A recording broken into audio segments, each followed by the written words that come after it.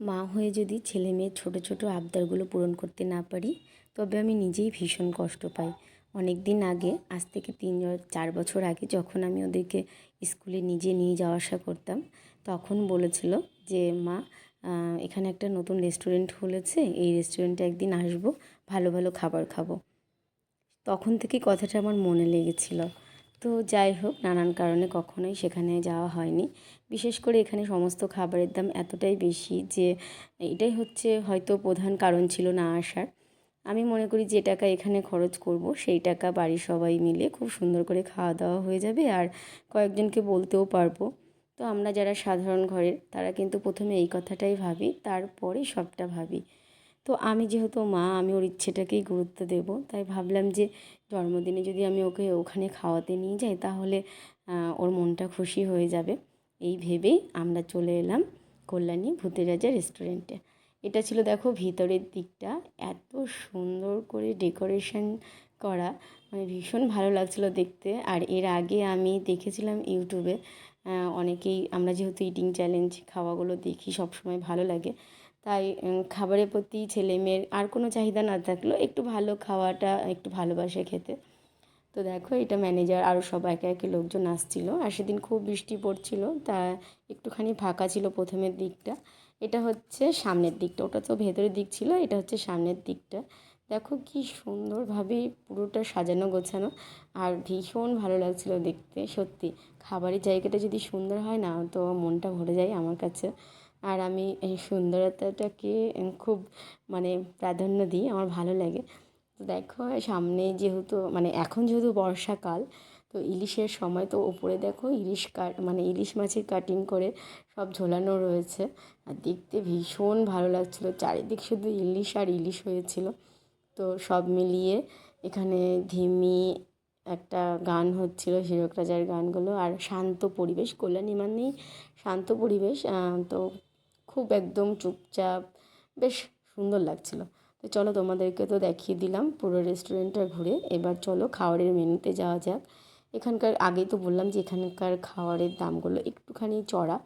তো আমরা তো থালি অর্ডার করেছিলাম, আর ছেলে দেখো এদিকে মন দিয়ে ও কাঁকড়া খুঁজছিল, কিন্তু এখন তো কাঁকড়া পাওয়াই যায় না। আর মেয়ে কিছুতেই চুল ছেড়ে থাকতে চায় না। বললাম চুলটা বাঁধিস না, ভালো লাগবে দেখতে, তবুও চুলটাই আগে বাঁধবে, কোনো রকম সাজগোজ করতে চায় না। তো দেখো ফাইনালি আমাদের খাবার চলে এসেছে। আর এখানে একটা নিয়ম আছে যে খাবার দেওয়ার আগে বলতে হয় যে হাতে হাতে দাও তালি, তবেই পাবে ভূতের থালি। তো সেটাই বলছিল ছেলেটা। তো মিউজিকের জন্যে আমি আর ভয়েসগুলো নিতে পারিনি, কপিরাইট চলে আসবে বলে। তো দেখো কি সুন্দরভাবে ওরা সব কিছু সাজিয়ে গুছিয়ে দিচ্ছে আমাদের খাবারগুলো। আর এদিকে এই যে ভাইটা, তো হচ্ছে সমস্ত কিছু রেডি করে নিয়ে এসছে। এটা কিন্তু আমি একদমই ভাবিনি যে ওরা এত সুন্দরভাবে আয়োজন করে দেবে।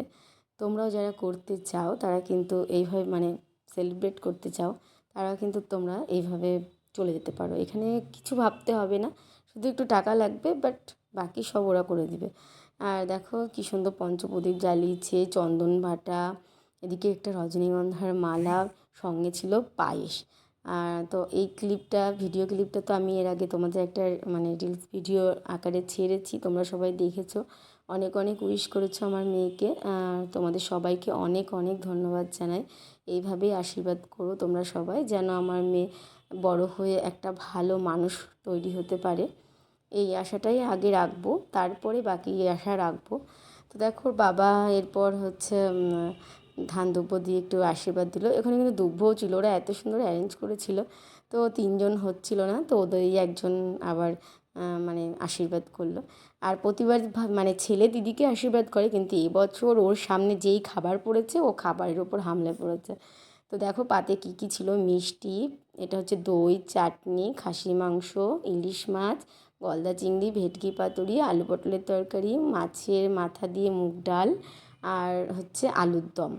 এখানে ছিল 5 রকম ভাজা, পটল ভাজা, কাঁচা কলা ভাজা, কুমড়ো ভাজা, বেগুন ভাজা, আর পোলাও, বাসন্তী পোলাও, সাদা ভাত, এটা ফিশ কাটলেট, আর হচ্ছে ফিশ ফ্রাই, আর কচুরি। তার সঙ্গে ছিল মানে পাঁপড়। তো ছেলে মেয়ে খাচ্ছে, আর মেয়ে কিছু খেতে পারবে না, কিন্তু ওকে সাজিয়ে গুছিয়ে দিয়েছি, একটু আনন্দ পাবে, যেহেতু ওর এটা অনেক দিনের ইচ্ছে ছিল। তো তারপর দেখো আমরা একটু মানে লেবু লঙ্কা দিয়ে ফিশ ফ্রাইটা খেলাম, তারপর কচুরি খেলাম। খুব সব খাবারগুলোই ভীষণ ভালো ছিল। ছেলে এদিকে গলদা চিংড়ি ছাল বাকলা ছাড়িয়ে একাকার অবস্থা। আর মেয়ে কিছুই খায় না, মানে কোনো মাছই খায় না মেয়ে, কিন্তু ভেটকির পাতুরিটা করলে ও খায়, কারণ ও কাঁটা ভীষণ ভয় পায়। কোনো দিনই মাছ খাওয়াতে পারিনি ওকে, কিন্তু এই মাছটা যদি করি তাহলে খায়। তো ওই পছন্দের মাছটাই ওকে দেওয়া হয়েছিল, ওটাই খেয়েছিল। আর আমরা নর্মালি নিয়ে নিয়েছিলাম সাদা ভাত। তো দেখো ভাত রাখার যে জায়গাটা সেটাও কি সুন্দর। আমি আগে দেখতাম যে ঠাকুমারা ওর মধ্যে পান রাখতো, আমরা পান বাটা বলতাম ওই জিনিসটাকে। তো দেখো আমি ভাতের মধ্যে একটু মুগ ডাল নিয়ে নিলাম, লেবু নিয়ে নিলাম, আর কাঁচা লঙ্কা নিয়ে নিলাম। আমি কাঁচা লঙ্কা খুব খাই, ভালো লাগে। বর 5 রকম ভাজা আমাকে তুলে দিচ্ছিল, মনে হচ্ছিলো যেন আমারই জন্মদিন। তো এইভাবেই আমরা সব কিছু টুকটুক করে খাচ্ছিলাম। আর মানে এত টেস্টি হয়েছিল, পুরো ঘরের মতো রান্না। এক গা দিয়ে তেল ঝাল কিচ্ছু নেই মানে খাবারের মধ্যে। ভীষণ টেস্টি ছিল। আমি তো এখানে খাবার পর আরও আশা রাখছি যে আবার যাব খেতে একদিন। তো দেখো এরপর ইলিশ মাছটা দিয়ে খাবো। আর মাছের পিসগুলো কি বড় বড়, দামটা নিবেই না বা কেন।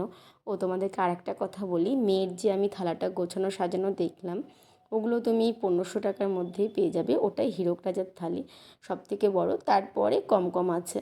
তো মাছের ঝোলটা দিয়ে ইলিশ মাছটা খেতে দারুণ লাগছিল, ভাপাটা খেতে।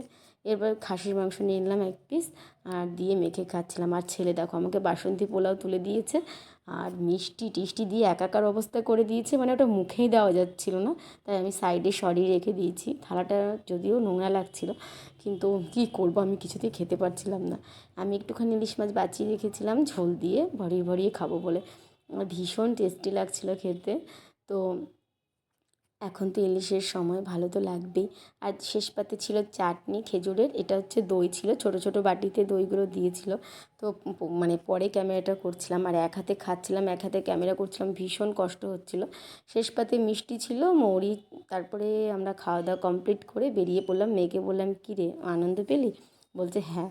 তো এই ব্যাপারটাতেই আমার মনটা ভরে গেল, ভালো লাগলো। ছোটো ছোটো আনন্দগুলো আমরা ছেলে মেয়েকে দিতেই পারি, সেটা সঙ্গে সঙ্গে না হলেও পরে আমরা ঠিক পূরণ করতে, মানে আমি চাই যে পরে যেন ঠিক তোদের পূরণ করতে পারি। তো দেখো আমার এদিকে এত খেয়েছি লিপস্টিক লেগে গেছে, বর মুছে দিচ্ছে। তো চলো বন্ধুরা, আজকের মতো টাটা, বাই।